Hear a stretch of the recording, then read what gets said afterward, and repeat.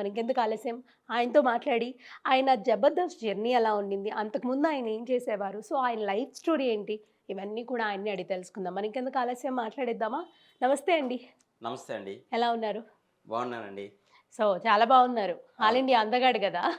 అవును. ఏంటసలు ఈ all India అందగాడు పేరేంటి? ఆ జుట్టు సీక్రెట్ ఏంటి? ఎవరైనా సరే జుట్టు లేదు అంటే చాలా బాధపడిపోతున్నారు. దానికో పెద్ద స్టోరీ చెప్తున్నారు. లేకపోతే జుట్టును ఏదైనా బ్లాక్ కలర్ ఏసి ఇదంతా కవర్ చేస్తున్నారు. అలాంటిది మీరు ఉన్న కొంచెం జుట్టు కూడా పైకి లేపేసి ఏవేవో రకరకాల వీడియోస్ చేస్తూ కామెడీని క్రియేట్ చేస్తున్నారు. అసలు ఎందుకు? ఎందుకు చేయాలనిపించింది మీకలా? నేనేం చేసినా గాని ముందు నన్ను చూసి ఎదుటి వాళ్ళు ఆనందపడాలి. హ్మ్. వాళ్ళు నవ్వాలి. హ్మ్.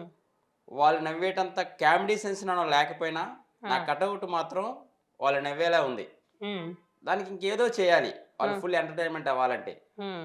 ఏం చేయాలి? ఏం చేయాలి? ఆలోచించినప్పుడు హ్మ్. ఈ హెయిర్ అనేది నాకు హెయిర్ లాస్ అయింది. హ్మ్. అసలు ఇది అందరూ మైనస్ అనేవారు అందరూ. హ్మ్. అరే! నెత్తి మీద బొచ్చు ఊడిపోతుంది. ఒకసారి నీ మొహం అద్దంలో చూసుకో అట్లాగా హ్మ్. చాలామంది నన్ను డిసప్పాయింట్ చేశారు. హ్మ్. నేనప్పుడే అనుకున్నా మనసులో. ఎదుటి వాళ్ళు ఏదైతే నాకు మైనస్ అని జెప్పేసి వేలు చూపిస్తున్నారో, హ్మ్. ఆ మైనస్‌తోనే వాళ్ళందరిని ఎంటర్‌టైన్‌మెంట్ చేసి, హ్మ్. శబాస్ అని క్లాప్స్ కొట్టుకునేలా చేద్దామని హ్మ్. ప్లాన్ చేసుకున్నాను. అంటే మామూలుగా జనరల్‌గా మీరు ఈ 'జబర్దస్త్', ఈ 'జాతిరత్నాలు' అవన్నీ చేయకముందు ఏం చేసేవారు? అసలు ఎలా అడుగుపెట్టారు 'జాతిరత్నాల్లో'? 'జబర్దస్త్' జాతిరత్నాలు చేయకముందు నేనొక డాన్సర్‌నండి. ఓహ్! ఓకే. విజయవాడలో డాన్స్ ఇన్‌స్టిట్యూట్ ఉండేది. హ్మ్. ఇప్పటికి ఉంది, రన్ చేస్తున్నాను. మీరు కొరియోగ్రఫీ ఆ! చేసేవారా? నేనే కొరియోగ్రాఫర్ అండి. డాన్స్ హ్మ్. కొరియోగ్రాఫర్‌ని. హ్మ్. అది చేస్తూ, చేస్తూ, చేస్తూ నాకు యాక్టింగ్ అంటే చాలా ఇష్టం ముందు.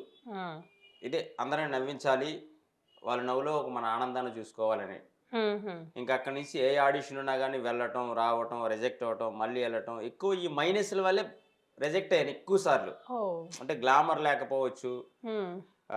ఎదుటి వాళ్ళు మనం వెళ్ళంగానే వేరే వాళ్ళంతా ఒక రకంగా చూసేవారు. హ్మ్. వీడు కూడా కొంపదీసి ఆడిషన్ చేయడానికి వచ్చాడా ఏంటని వాళ్ళ పక్కనెళ్ళి కూర్చునేవారు. ఓహ్!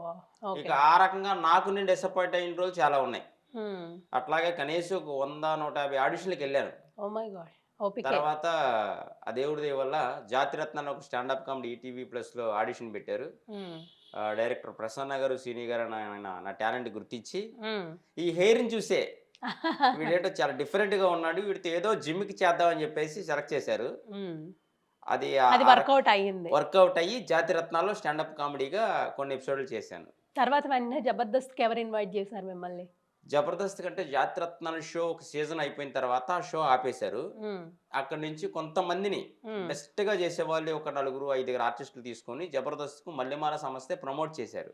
ఓహో! ఓకే. బావుంది. హ్మ్. చేసినప్పుడు ఆ నలుగురిలో నేనొక వ్యక్తిగా 'జబర్దస్త్‌కి' ప్రమోట్ అయ్యాను. సో, ఎలా అనిపిస్తుంది ఇప్పుడు 'జబర్దస్త్' స్టేజ్ అంటే చాలా మంది వెయిట్ చేస్తూ ఉంటారు.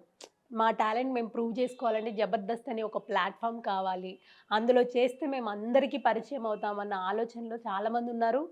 ఇప్పటికి చాలామంది అన్నపూర్ణ గేట్ దగ్గర కావచ్చు, ఇప్పుడు జరిగే రామానాయుడు స్టూడియో దగ్గర వెయిట్ చేస్తా ఉంటారు. ఆహ్, ఎప్పుడెప్పుడు వెళ్దామా? ఎప్పుడు అవకాశం ఇస్తారని. అలాంటిది మీకు తలుపు తట్టిందనమాట. వెళ్ళిపోయారు. యాక్టింగ్ కూడా చేస్తున్నారు.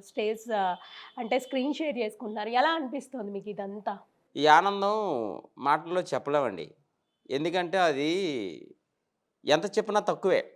నేను గూడా అందరిలాగే అనుకున్నా. ఏమనుకున్నానంటే, ఒక అన్నపూర్ణ స్టూడియోలో షూటింగ్ జరిగినప్పుడు, ఒక రామానాయుడులో జరుగుతున్నప్పుడు, నేను అందులో ఒక ఆర్టిస్ట్‌గా లేకపోయినా గానీ, తెలిసిన వాళ్ళ ద్వారా లోపలికెళ్ళి, షూటింగ్ చాట్ నుండి చూస్తూ, కాస్త నేను సంబరపడుతున్నప్పుడు ఎవరైనా నన్ను చూసి అబ్జర్వేషన్ జేసి, వీడు గూడా ఆర్టిస్ట్‌గా పనికొస్తాడేమో, అడుగుదాము అని అడిగితే చాలనుకున్నా. అదొక పెద్ద కల. ఏది? షూటింగ్ చూద్దామని. అలాంటి నాకు కొంతమంది డైరెక్టర్లు ఒక దేవుడిలాగా నా టాలెంట్ గుర్తించి తీసుకెళ్ళి అక్కడ పెట్టారు. అది నేను వాళ్ళకెప్పుడూ కృతజ్ఞతగానే ఉంటాను. అన్నిటికంటే ముందు మల్లెమాల సంస్థకి నేనెప్పుడూ గూడా రుణపడి ఉంటానండి. ఎందుకంటే వాళ్ళంటూ లేకపోతే ఈరోజు నేను లేను. అది.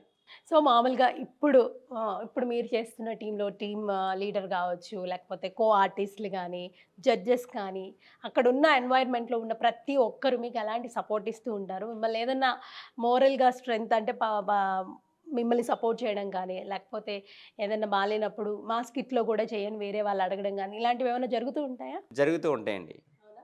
ఎందుకంటే నేను మాక్సిమం అన్ని టీముల్లో చేస్తూ ఫైనల్‌గా భాస్కర్ అన్న టీమ్‌లోకి నేను రావడం జరిగింది. ఆ! అందరి టీముల్లో ఒక్కొక్క స్కిట్‌లో గూడా చేశాను. ఎందుకంటే ఫస్ట్‌లో ప్రమోట్ చేసినప్పుడు హ్మ్. అలా చేపిచ్చారు. తర్వాత ఫైనల్గా భాస్కరన్ టీంలో పెట్టారు. అయితే అందరూ టీం లీడర్లు కూడా ప్రతి ఒక్కరు కూడా చాలా కష్టపడి వచ్చాము కనుక ఆ కష్టం విలువ వాళ్ళకి తెలుసు కనుక ఏ ఆర్టిస్ట్ని కూడా డిసప్పాయింట్ చేయరు.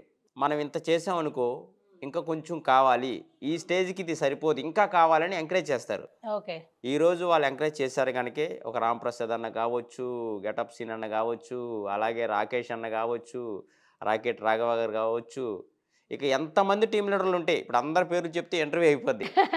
అందుకేనంటే అందరు టీం లీడర్లు కూడా చాలా మంచిగా చూసుకుంటారు. మన ఎదుగుదలనే కోరుకుంటారు వాళ్ళు కూడా. ఎందుకంటే వాళ్ళు సీజన్ అనేది 10 ఏళ్ళు చేశారు.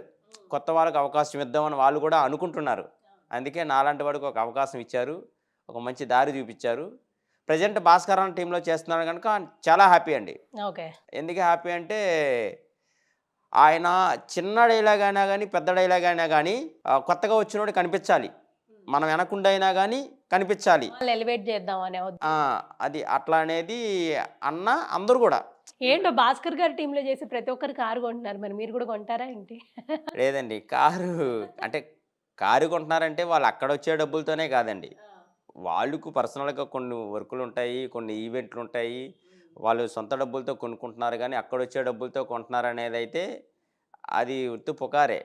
ఎందుకంటే ఎవ్వరూ అక్కడ అంత అమౌంట్ అంటే వాళ్ళు నైటు పగలు అనుకోకుండా ఈవెంట్లు చేసి కష్టపడి డబ్బు సంపాదిస్తున్నారు, వాళ్ళు కొనుక్కున్నారు. హ్మ్. హ్మ్. మేము కూడా మా టైం బాగుండి ఇంకా కొంచెం ఓపికగా నిలవగలిగితే, సహనంగా ఉంటే, వాళ్ళు చూపించే దారిలో వెళ్తే మాకు డబ్బులు వస్తే ఖచ్చితంగా కారు కొనుక్కుంటాం. అంతేనా? అంతే కదా. ఒక డ్రీమ్ ఉంటుంది కదా అందరికి. ఆ, సో జబర్దస్త్ అనేది ఒక మంచి లైఫ్ ఇచ్చిందంటారా మీకు? ఎందుకు ఇచ్చిందంటే ఒకప్పుడు రవి అంటే ఎవరికి తెలీదు. ఈరోజు రోడ్డు మీద అట్లా నడుచుకుంటూ వెళ్తుంటే ఆల్ ఇండియా ఆల్ ఇండియా అందగాడు జబర్దస్త్లో వస్తుంటాడు కదా అంటారు. అది చాలదా అండి నాకు. అంతే గుర్తుపడుతున్నారు. గుర్తుపడుతున్నారు.